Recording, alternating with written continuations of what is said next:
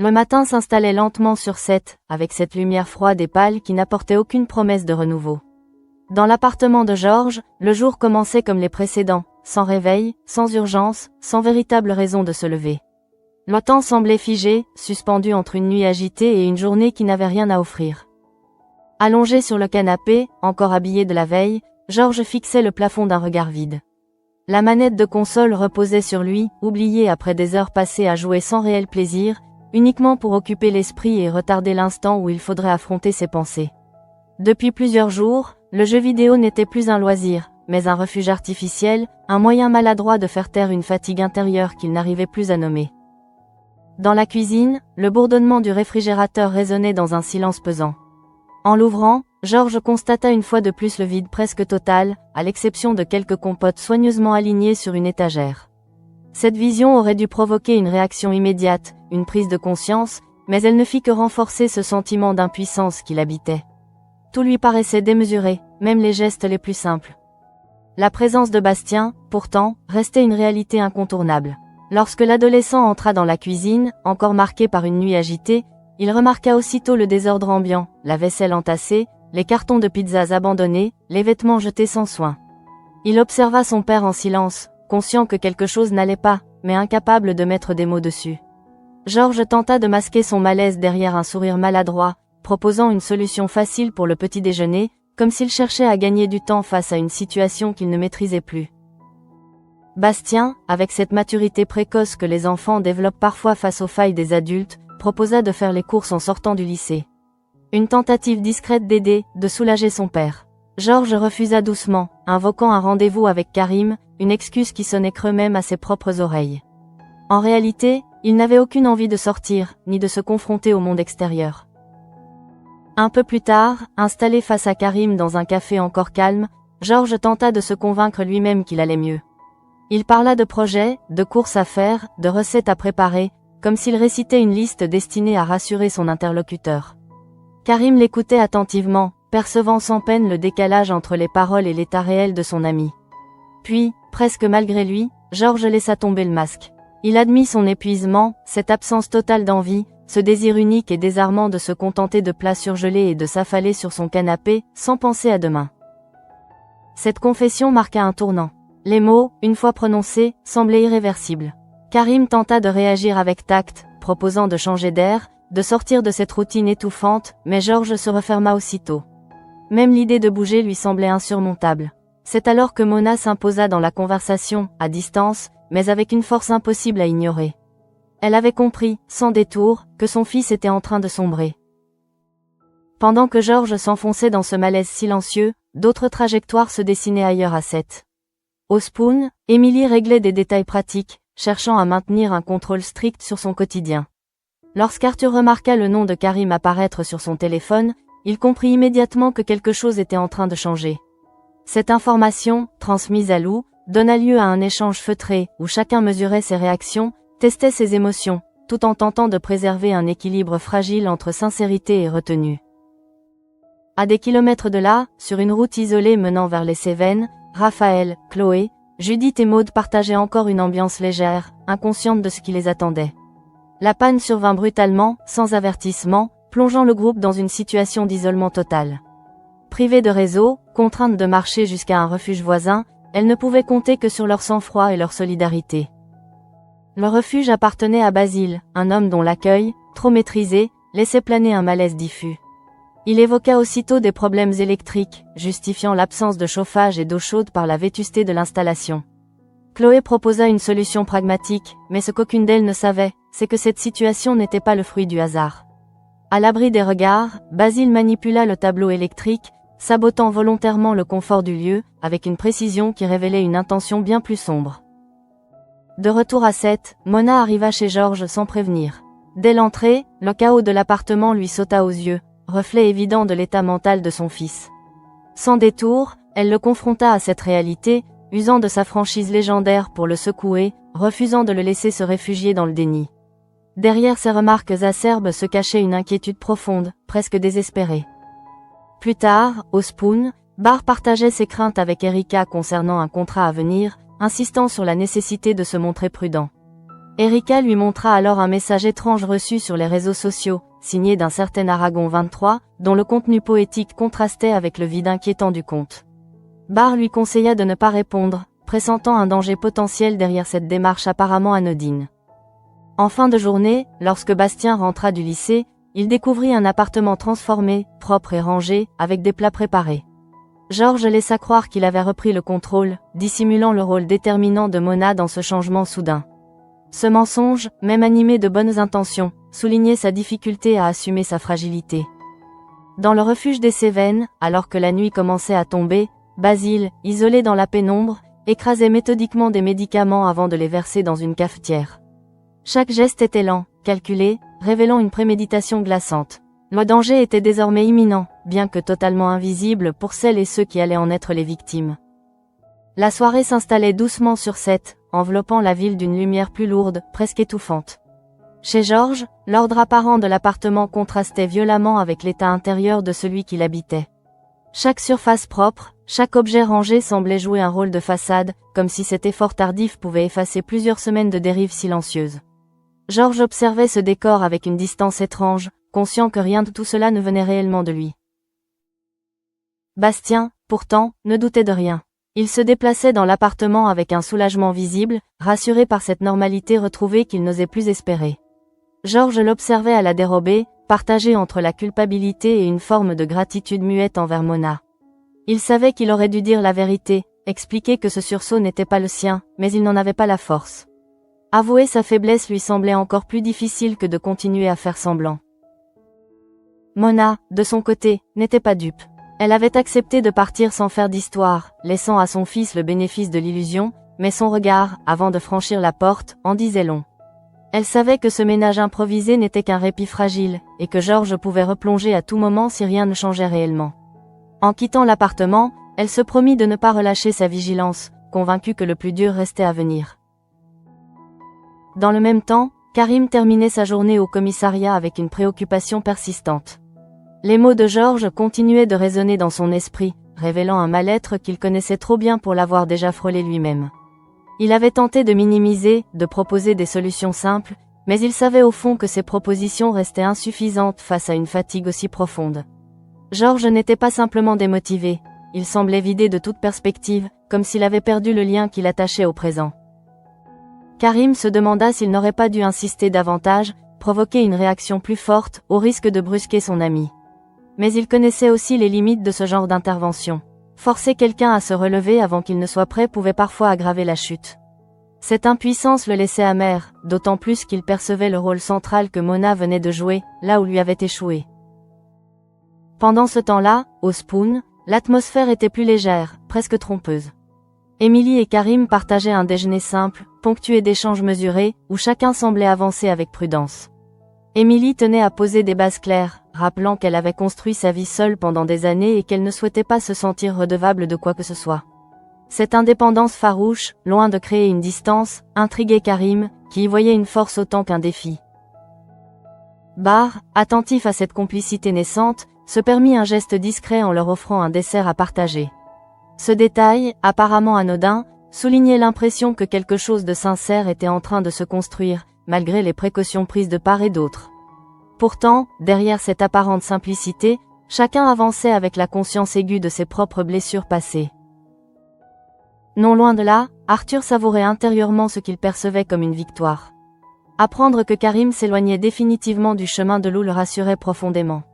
Cette nouvelle lui donnait le sentiment que l'équilibre qu'il avait tant redouté était enfin en train de se stabiliser. Lou, de son côté, continuait d'afficher une sérénité déconcertante, consciente du jeu subtil qui se déroulait autour d'elle, mais refusant de s'y laisser enfermer.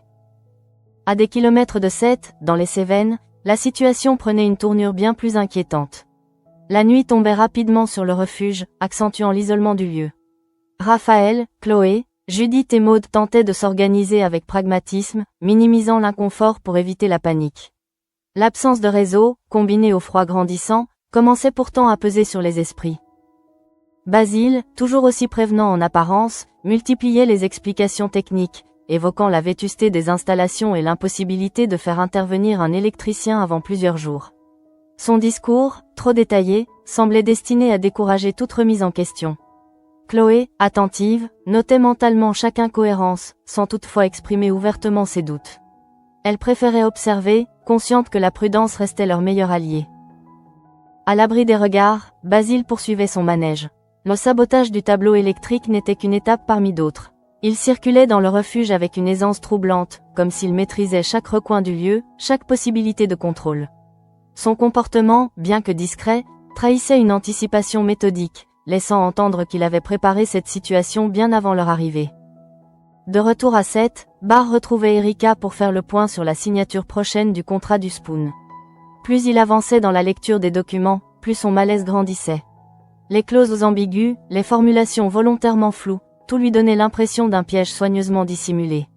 Il partagea ses inquiétudes avec Erika, insistant sur la nécessité de ne rien signer à la légère. Erika, déjà troublée par le message reçu plus tôt, se montra particulièrement réceptive à cette méfiance. L'apparition soudaine de cet Aragon 23, avec sa citation poétique sortie de nulle part, prenait désormais une autre dimension. Le vide du conte, l'absence de contexte, tout cela renforçait un sentiment diffus de manipulation. Barr, fidèle à son instinct, lui conseilla une nouvelle fois de garder ses distances, convaincu que répondre ne ferait qu'alimenter un jeu dangereux. La soirée avançait, et avec elle, les tensions s'accumulaient sans jamais éclater. Chez Georges, le calme retombait peu à peu après le départ de Bastien dans sa chambre. Seul dans le salon, Georges s'assit sur le canapé, regardant autour de lui avec une lassitude renouvelée. L'ordre imposé par Mona commençait déjà à lui paraître artificiel, presque oppressant. Il se demanda combien de temps il parviendrait à maintenir cette façade avant que tout ne s'effondre à nouveau. Dans le refuge, alors que les filles se préparaient à passer la nuit dans des conditions précaires, Basile se retrouva seul dans la cuisine. Il sortit calmement les médicaments qu'il avait dissimulés, les écrasant avec une précision glaçante avant de les verser au fond de la cafetière. Ce geste, accompli sans la moindre hésitation, marquait un point de non-retour. La menace, jusque-là diffuse, devenait concrète, imminente. La nuit s'annonçait longue, chargée d'un danger invisible, tandis qu'à 7, chacun poursuivait sa route, inconscient des conséquences à venir. La nuit avait désormais enveloppé 7 d'un calme trompeur, tandis que dans l'appartement de Georges, le silence prenait une forme presque oppressante. Assis seul dans le salon, il laissait son regard glisser sur les murs, sur les meubles parfaitement rangés, sur cette normalité factice qui semblait lui reprocher son incapacité à tenir debout sans aide. Chaque objet remis à sa place lui rappelait l'intervention de Mona, cette énergie extérieure venue colmater une brèche qu'il n'avait pas su refermer lui-même. Georges tenta de se convaincre que cet effort n'était qu'un point de départ, une impulsion nécessaire avant de reprendre le contrôle. Pourtant, au fond de lui, une lassitude persistante continuait de l'envahir, comme si toute tentative de redressement était condamnée à s'effriter sous le poids de ce qu'il ne parvenait pas à exprimer. Il songea à Bastien, à ce regard soulagé qu'il avait croisé plus tôt, et la culpabilité revint s'installer, sourde mais tenace. Mentir pour protéger son fils lui semblait à la fois indispensable et profondément injuste. Dans sa chambre, Bastien peinait à trouver le sommeil. Le changement brutal d'atmosphère dans l'appartement l'avait rassuré, sans pour autant dissiper toutes ses inquiétudes. Il connaissait trop bien son père pour ignorer que quelque chose restait fragile, prêt à se fissurer au moindre faux pas. Malgré tout, il s'efforçait de croire à ce retour à la normale, conscient que cette croyance était peut-être la seule chose qui lui permettait d'avancer sereinement. Non loin de là, Karim rentrait chez lui avec un sentiment d'inachevé. La conversation du matin avec Georges continuait de l'obséder, révélant un mal-être qu'il avait sous-estimé dans sa gravité. Il repassait mentalement chaque phrase, chaque silence, se demandant s'il avait manqué un signe plus alarmant encore. L'image de Georges, fatigué, presque résigné, s'imposait à lui avec une clarté troublante. Il comprenait désormais que le problème dépassait largement une simple baisse de morale. Cette prise de conscience le poussa à réfléchir à son propre rapport aux autres, à cette tendance à vouloir résoudre les problèmes par des solutions concrètes, parfois inadaptées face à des blessures plus profondes. Il se promit de rester attentif, de ne pas laisser Georges s'enfoncer davantage sans tenter, au moins, de rester présent.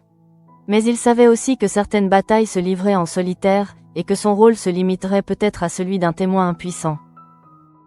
Au Spoon, la soirée battait son plein, masquant sous une ambiance conviviale des tensions plus discrètes. Barr, absorbé par ses réflexions sur le contrat à venir, observait Erika avec une inquiétude croissante. Depuis la réception de ce message énigmatique, il sentait un changement subtil dans son comportement, une distraction inhabituelle qui l'amenait à consulter son téléphone avec une attention excessive. Bien qu'il n'exprime pas ouvertement ses craintes, il gardait à l'esprit la possibilité d'un lien entre cette intrusion numérique et les manœuvres sournoises qu'il soupçonnait autour du Spoon. Erika, de son côté, oscillait entre curiosité et méfiance. La phrase de Musset continuait de résonner dans son esprit, non pour sa beauté littéraire, mais pour son caractère déplacé, presque incongru. Elle se demandait ce qui pouvait pousser un inconnu à choisir ce type de message, à se dissimuler derrière un pseudonyme vide de toute identité. Malgré les conseils de Barr, une part d'elle restait troublée, incapable de chasser totalement l'idée que ce message cachait une intention plus personnelle, plus ciblée. Pendant ce temps, dans les Cévennes, le refuge plongeait peu à peu dans une obscurité totale, accentuant l'isolement du groupe. Raphaël tentait de maintenir une atmosphère rassurante, consciente de l'impact que cette situation pouvait avoir sur ses filles. Maud, plus réservée, observait chaque détail avec une inquiétude silencieuse, tandis que Judith cherchait à relativiser, convaincue que la situation finirait par se résoudre sans incident majeur. Chloé, elle, demeurait attentive, son instinct lui dictant de rester sur ses gardes malgré les apparences. Basile continuait de jouer son rôle à la perfection, multipliant les gestes attentionnés pour masquer l'inconfort ambiant. Il proposait des couvertures supplémentaires, feignait de s'excuser pour la situation, tout en maintenant un discours cohérent sur l'état prétendument défaillant des installations. Son calme apparent contrastait avec l'agitation intérieure qu'il dissimulait avec soin. Chaque regard échangé, chaque déplacement dans le refuge semblait calculé, comme s'il suivait un scénario préétabli. Dans la cuisine, la cafetière reposait désormais sur le plan de travail, innocente en apparence. Le café qu'elle contenait était destiné à devenir un rituel réconfortant, une source de chaleur dans cette nuit froide. Personne ne pouvait soupçonner ce qu'elle renfermait réellement. Basile observait de loin, guettant le moment opportun, convaincu que son plan se déroulait exactement comme prévu. À 7, la nuit avançait lentement, enveloppant la ville d'un silence trompeur. Georges, toujours éveillé, finit par se lever pour éteindre les lumières, conscient que le lendemain exigerait de lui une énergie qu'il n'était pas sûr de posséder. Avant de se coucher, il jeta un dernier regard à l'appartement, comme pour se persuader que cet ordre nouvellement imposé pouvait tenir. Mais au fond de lui, il savait que rien n'était réglé, que ce calme apparent n'était qu'une trêve fragile. Dans le refuge, la tension montait imperceptiblement. Le froid, la fatigue et l'isolement commençaient à peser sur les esprits, rendant chacun plus vulnérable. Basile, tapi dans l'ombre, attendait patiemment, persuadé que la suite des événements lui donnerait raison. La nuit, silencieuse et lourde, avançait inexorablement, portant avec elle la promesse d'un basculement imminent. Le petit matin peinait à se frayer un chemin à travers la nuit encore épaisse, aussi bien à 7 que dans les reliefs isolés des Cévennes. Au refuge, l'obscurité persistait, accentuée par le froid qui s'était insinué dans chaque pièce, rendant l'air plus lourd, presque oppressant. Raphaël s'était levée la première, attentive au moindre bruit, consciente que cette situation inhabituelle exigeait une vigilance constante. Elle observait ses filles encore endormies, cherchant à préserver leur tranquillité malgré l'inconfort évident.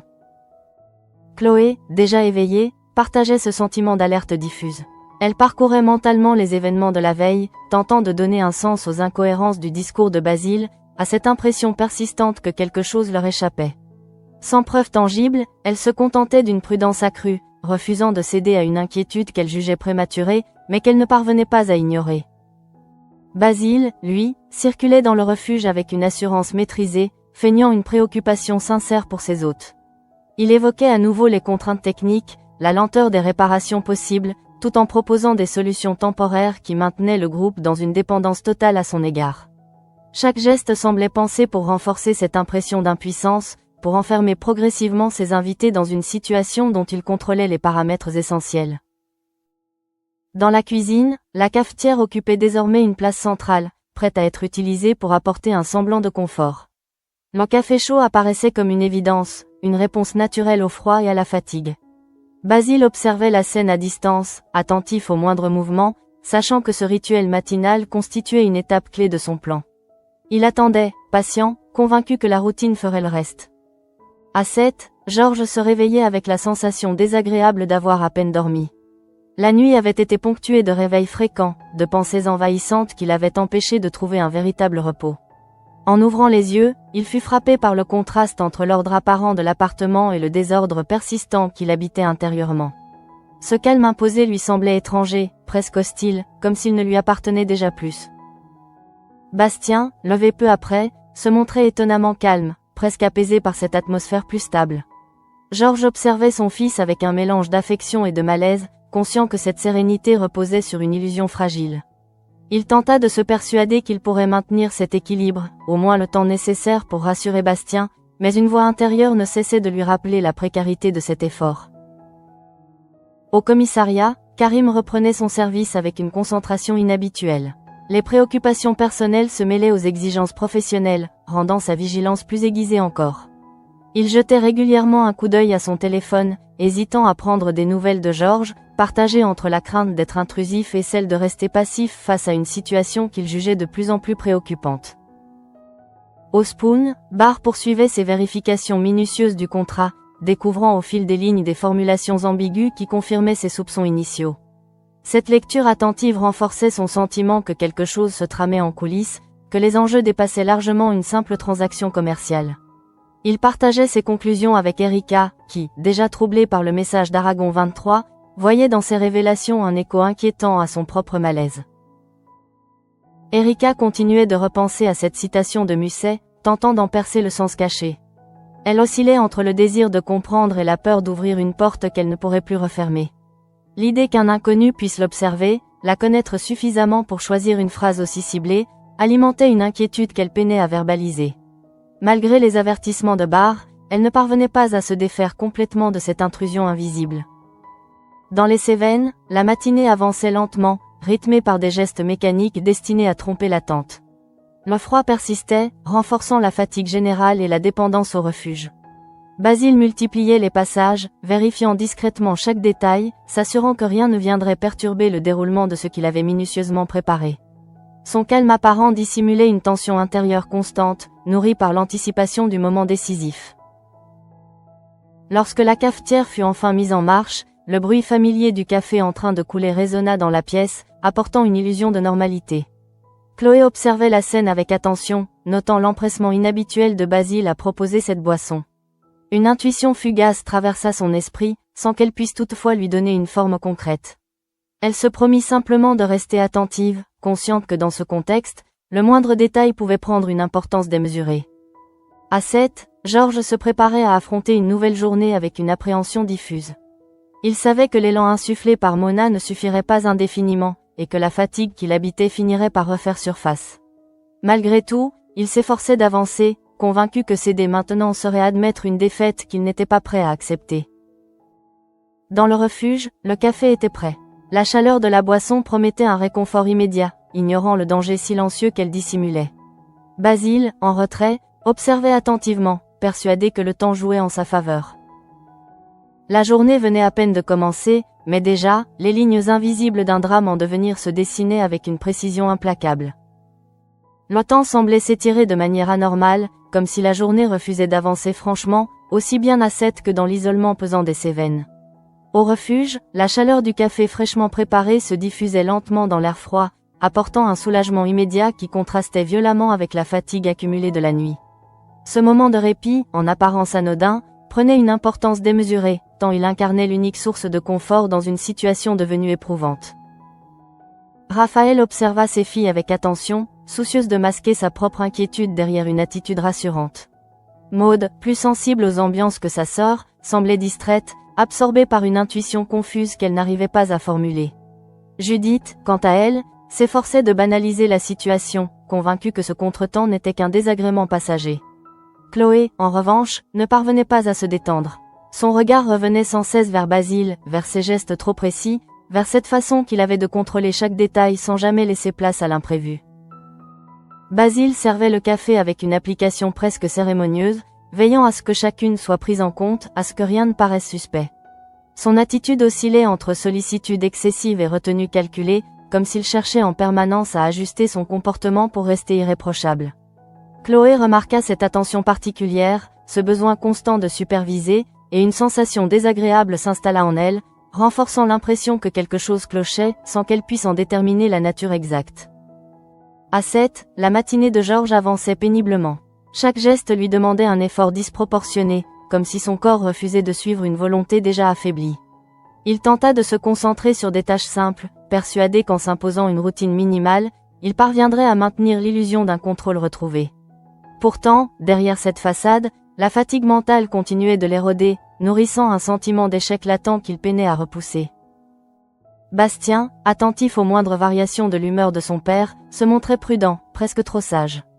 Cette maturité forcée, née de l'inquiétude, renforçait le malaise de Georges, qui se sentait incapable de jouer pleinement son rôle. Il se promit intérieurement de tenir bon, au moins pour son fils, conscient que cette promesse reposait davantage sur un désir que sur une certitude. Au commissariat, Karim tentait de se replonger dans son travail, mais ses pensées revenaient sans cesse vers Georges. Il envisageait de passer le voir, puis se ravisait, redoutant de franchir une limite invisible. Cette hésitation le laissait dans un état d'alerte inconfortable, partagé entre le respect de l'espace de son ami et la peur de le laisser s'enfermer dans un isolement dangereux. Il savait que la frontière entre soutien et intrusion était ténue, et qu'un faux pas pouvait avoir des conséquences imprévisibles. Au Spoon, l'atmosphère restait tendue malgré l'agitation habituelle. Barr, plongé dans ses documents, voyait se confirmer ses craintes au fil de sa lecture. Chaque clause ambiguë renforçait l'idée que la signature à venir n'était pas qu'une formalité, mais un engagement potentiellement risqué.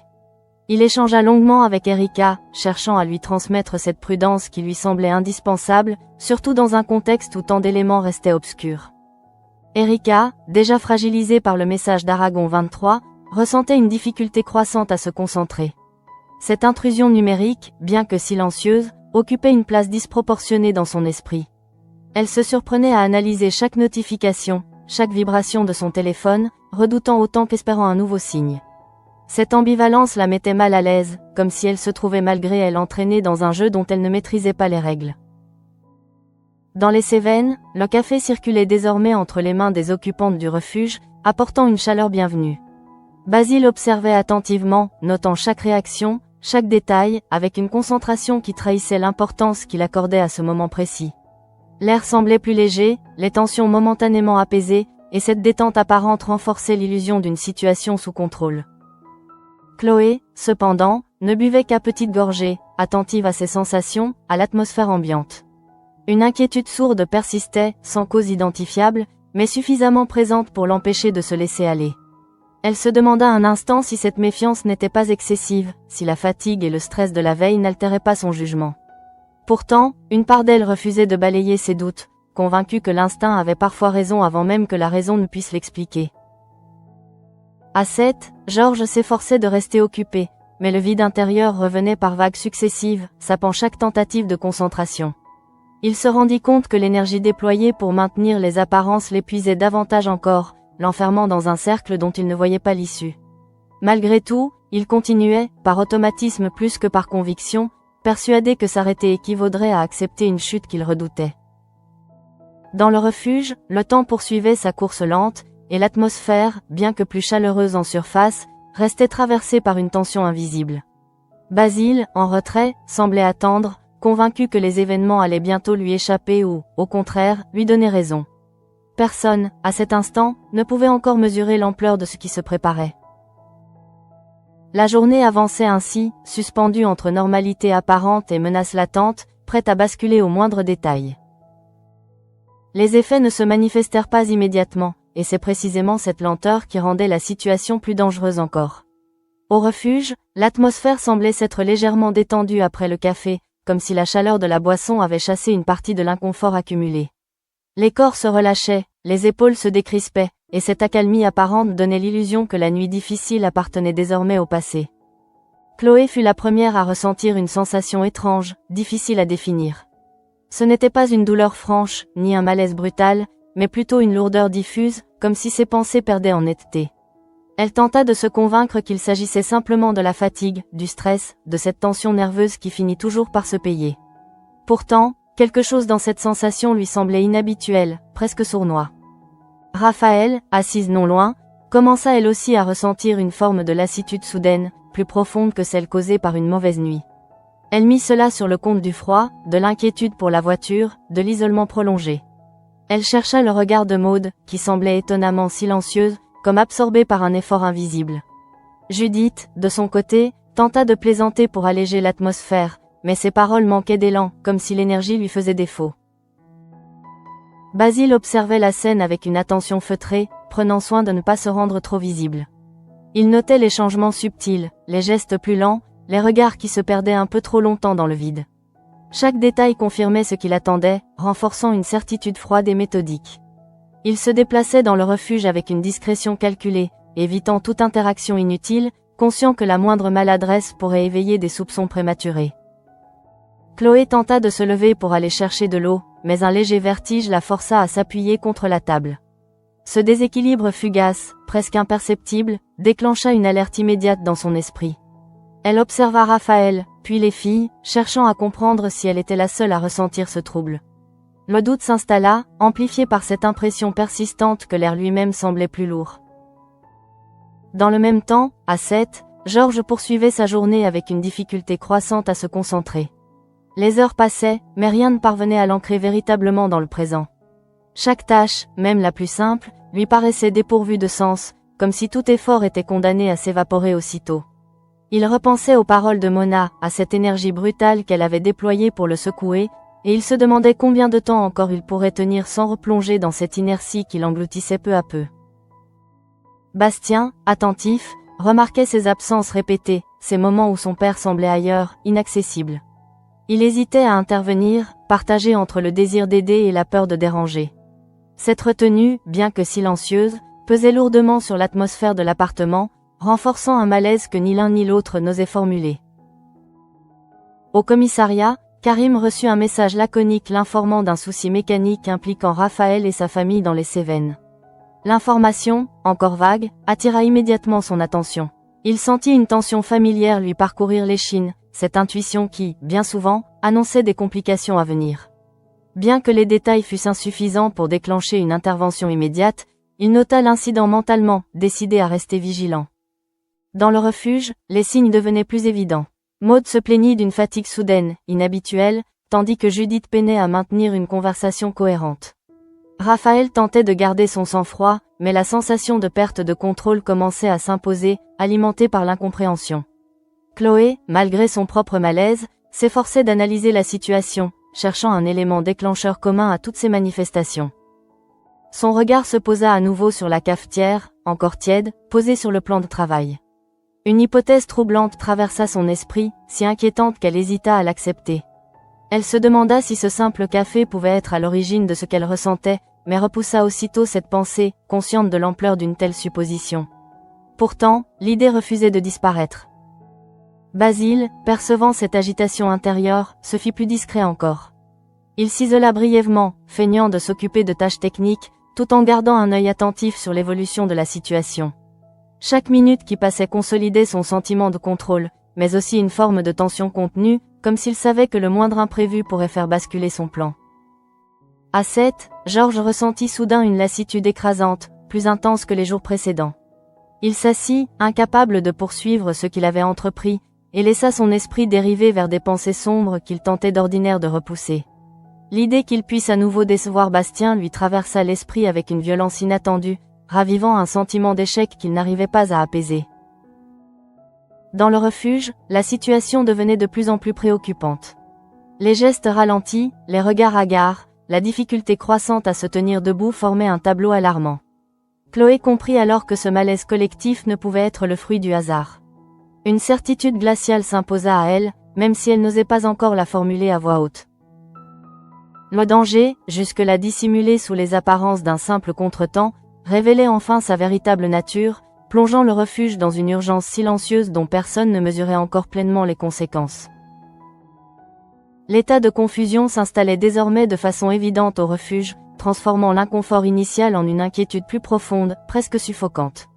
Les corps réagissaient différemment, mais l'origine du malaise semblait commune, ce qui rendait la situation d'autant plus alarmante. Chloé observait ses proches avec une attention redoublée, cherchant à maintenir un semblant de lucidité alors même que ses propres forces commençaient à lui faire défaut. Raphaël peinait à masquer sa fatigue, ses gestes devenant plus lents, moins assurés. Elle tentait de rester debout, par réflexe maternel, mais ses pensées se brouillaient progressivement, rendant chaque décision plus difficile. Maud s'était assise, incapable de lutter plus longtemps contre une somnolence envahissante, tandis que Judith, pourtant d'ordinaire énergique, semblait désorientée, ses paroles se faisant rares et imprécises. L'isolement du refuge, déjà pesant, prenait alors une dimension angoissante, amplifiant la sensation d'être coupée du monde. Chloé, malgré le vertige persistant, forçait son esprit à rester concentré. Elle repassait mentalement les événements depuis leur arrivée, cherchant un point commun, un détail qui aurait pu échapper à leur vigilance. Le discours de Basile, trop cohérent, trop maîtrisé, lui revenait en mémoire avec une clarté troublante. Elle se remémorait également son insistance autour du café, ce rituel présenté comme une évidence, presque comme une obligation dans ce contexte de froid et de fatigue. Cette prise de conscience progressive renforçait un sentiment d'urgence. Chloé comprenait désormais que le danger ne venait pas de l'extérieur, ni d'un simple incident technique, mais de l'intérieur même du refuge. Elle tenta de se lever pour alerter Raphaël, mais une nouvelle vague de faiblesse la contraignit à s'asseoir à son tour. Cette incapacité soudaine à agir provoqua une angoisse intense, nourrie par la peur de perdre le contrôle au moment précis où il aurait fallu l'exercer pleinement. Basile, quant à lui, restait en retrait, surveillant la scène avec une attention glaciale. Il percevait clairement l'évolution des symptômes et adaptait son comportement en conséquence, réduisant au minimum ses apparitions pour éviter toute confrontation directe. Chaque minute gagnée renforçait son sentiment de supériorité, mais aussi une tension sourde, consciente que le moindre faux pas pourrait désormais être fatal à son plan. Dans cet espace clos, le temps semblait s'être distordu, rendant chaque seconde plus lourde que la précédente. Le froid persistait, mais il n'était plus la principale source d'inconfort. C'était désormais cette perte progressive de lucidité qui inquiétait le plus, cette sensation que les pensées se dissolvaient lentement, laissant place à une passivité dangereuse. Chloé, luttant contre cet engourdissement, tentait de maintenir le contact visuel avec les autres, cherchant à rester présente, à ne pas sombrer complètement. À 7, Karim recevait de nouvelles informations fragmentaires concernant la situation dans les Cévennes. Les éléments restaient flous, mais l'absence de communication claire et la nature inhabituelle du malaise décrit éveillaient en lui une inquiétude croissante. Son instinct de policier, combiné à une connaissance intime de ceux qui se trouvaient en difficulté, le poussait à envisager le pire. Il comprenait que quelque chose d'anormal était en train de se produire, même si les preuves manquaient encore pour agir ouvertement. Georges, de son côté, ressentait une agitation étrange, sans en comprendre l'origine. Cette inquiétude diffuse, qu'il ne parvenait pas à relier à un événement précis, venait se superposer à son propre mal-être, accentuant son sentiment d'impuissance. Il tentait de rester présent pour Bastien, mais ses pensées dérivaient sans cesse, comme attirées par une menace invisible qu'il ne pouvait nommer. Cette accumulation de tensions, intérieures et extérieures, finissait par l'épuiser davantage. Dans le refuge, Chloé comprit qu'il ne leur restait que peu de temps avant que la situation ne devienne totalement incontrôlable. Elle s'efforça de rassembler ses forces, consciente que la lucidité était désormais une ressource rare et précieuse. Chaque geste demandait un effort immense, chaque décision semblait se heurter à une résistance invisible. Pourtant, malgré cette difficulté, une détermination farouche l'animait, refusant de céder entièrement à cette torpeur imposée. Basile, percevant cette résistance, se montrait plus prudent encore, conscient que Chloé représentait un danger potentiel pour l'aboutissement de son plan. Il observait ses tentatives avortées, ses regards insistants, et ajustait son positionnement pour rester hors de portée. Cette confrontation silencieuse, dépourvue de mots, installait une tension extrême, presque palpable, où chaque mouvement prenait une signification disproportionnée. La situation atteignait un point critique. L'isolement, le malaise collectif et l'absence de communication extérieure formaient désormais un piège presque parfait. Chloé, luttant contre l'engourdissement, comprenait que la moindre perte de vigilance pouvait avoir des conséquences irréversibles. La menace n'était plus abstraite, elle s'imposait désormais comme une réalité immédiate, prête à engloutir celle qui n'avait encore aucune idée de l'ampleur du danger. La tension, à son paroxysme, annonçait une issue imminente, dont personne ne pouvait encore prédire la forme exacte. Le temps semblait s'être figé à l'intérieur du refuge, comme si l'air lui-même retenait son souffle face à ce qui était en train de se jouer. La perte progressive de lucidité transformait chaque pensée en un effort douloureux, chaque mouvement en une épreuve. Chloé sentait ses forces décliner, mais une partie d'elle refusait obstinément de céder à cette torpeur qui menaçait de tout engloutir. Elle savait désormais, sans l'ombre d'un doute, que ce malaise collectif n'était pas accidentel. Autour d'elle, Raphaël luttait pour rester consciente, son instinct de mère prenant le pas sur la fatigue qui l'écrasait. Elle tentait de garder ses filles près d'elle, consciente que la dispersion pourrait être fatale dans un état aussi fragile. Maud, épuisée, avait du mal à garder les yeux ouverts, tandis que Judith peinait à se concentrer, comme si ses pensées glissaient sans jamais se fixer. Cette vulnérabilité partagée renforçait le sentiment d'urgence, mais réduisait dans le même temps leur capacité à réagir. Chloé força son esprit à se raccrocher à une idée simple, presque primitive, identifier le danger pour pouvoir l'éviter. Son regard se posa une dernière fois sur la cafetière, désormais presque vide, et cette image suffit à cristalliser ce qu'elle pressentait depuis plusieurs minutes. Elle comprit que ce moment de réconfort apparent avait été l'élément déclencheur, le point commun reliant tous les symptômes qui se manifestaient autour d'elle. Cette certitude la traversa comme un choc, ravivant brièvement une lucidité salvatrice. Rassemblant ce qui lui restait d'énergie, elle se rapprocha de Raphaël, cherchant à lui transmettre son intuition sans provoquer de panique inutile. Le moindre mot semblait pourtant peser une tonne, chaque phrase risquant de se perdre dans la confusion ambiante. Malgré tout, un échange de regards suffit à établir une compréhension silencieuse. Raphaël saisit immédiatement la gravité de la situation, consciente que le danger venait de l'intérieur même du refuge. Basile, observant la scène à distance, sentit que quelque chose lui échappait. La résistance de Chloé, même affaiblie, perturbait l'enchaînement parfaitement calculé qu'il avait imaginé. Il se fit plus discret encore, tentant de masquer son agitation derrière des gestes anodins. Pourtant, cette tension nouvelle trahissait une perte de contrôle naissante, comme si la situation, jusque-là maîtrisée, commençait à lui glisser entre les doigts. Dans cet espace clos, la confrontation se jouait sans cris ni gestes brusques, uniquement à travers des regards et des silences lourds de sens. Chloé comprenait qu'elle n'avait plus la force d'affronter Basile directement, mais elle savait aussi que rester passive équivaudrait à abandonner toute chance de survie. Elle chercha alors une solution simple, immédiate, capable de limiter les dégâts sans nécessiter d'efforts excessifs. À 7, Karim, de plus en plus inquiet face à l'absence de nouvelles claires, commençait à assembler les pièces d'un puzzle inquiétant. Les informations fragmentaires, les délais inhabituels, la nature même du malaise décrit formaient un ensemble trop cohérent pour être ignoré.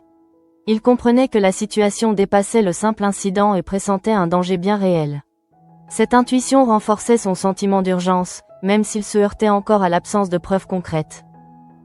Georges, de son côté, ressentait une agitation croissante, comme si un fil invisible le reliait à ce qui se déroulait ailleurs. Cette inquiétude diffuse venait s'ajouter à son propre mal-être, accentuant une fatigue déjà extrême. Il tentait de rester concentré sur Bastien, mais ses pensées s'échappaient sans cesse, attirées par une menace qu'il ne parvenait toujours pas à identifier clairement. Dans le refuge, la situation atteignait son point de rupture. Les corps, trop affaiblis, peinaient à répondre aux sollicitations de l'esprit. Chloé, consciente que le temps jouait contre elle, réussit à convaincre Raphaël de ne plus consommer ce qui restait de café et d'aérer autant que possible l'espace, cherchant à limiter l'impact de ce qui avait déjà été ingéré. Ce geste simple, presque dérisoire, représentait pourtant leur seule marge de manœuvre immédiate. Basile observa ces tentatives avec une crispation grandissante. Il comprit que son plan, bien que partiellement accompli, n'avait pas produit l'effet d'anéantissement total qu'il espérait. Cette frustration, mêlée à la peur d'être découvert, altéra son sang-froid. Il hésita, cherchant une issue, conscient que la situation pouvait désormais se retourner contre lui. Le danger, bien que toujours présent, perdait peu à peu son caractère invisible. La prise de conscience de Chloé, même tardive, avait fissuré l'emprise que Basile pensait exercer sans partage.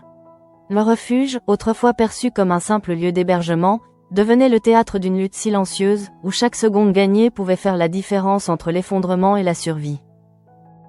Lorsque les effets commencèrent enfin à s'atténuer légèrement, laissant place à une fatigue écrasante mais plus stable, Chloé comprit que le pire avait peut-être été évité de justesse. Rien n'était encore réglé, et les conséquences restaient incertaines, mais cette accalmie relative suffisait à redonner un mince espoir. Le danger n'était pas écarté, seulement repoussé, laissant derrière lui une peur durable et une méfiance désormais irréversible. À 7, Georges s'effondra finalement sur le canapé, épuisé par une journée qu'il n'avait pourtant pas réellement vécue. Cette chute physique faisait écho à son état intérieur, révélant à quel point il se trouvait à la limite de ses forces. Pourtant, quelque chose avait changé imperceptiblement. La prise de conscience de sa fragilité, amplifiée par l'intervention de Mona, laissait entrevoir la possibilité d'un tournant, aussi fragile soit-il. L'épisode s'achevait ainsi sur une tension non résolue, marquée par des certitudes brisées et des dangers révélés. Rien n'était définitivement terminé, mais chacun savait désormais que les apparences pouvaient être trompeuses, et que les menaces les plus graves se cachaient parfois derrière les gestes les plus ordinaires.